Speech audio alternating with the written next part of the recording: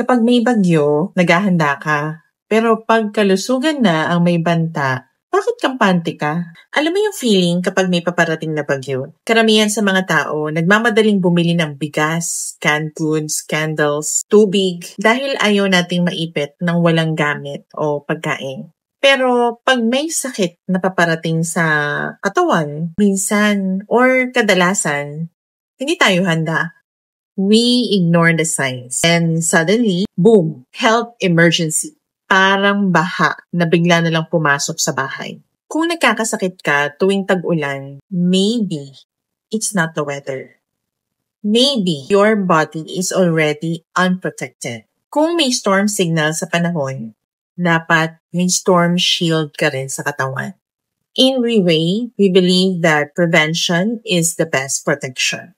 Don't wait na bahain ang buong pamilya ng bills sa ospital. Start preparing your body like you start preparing your home.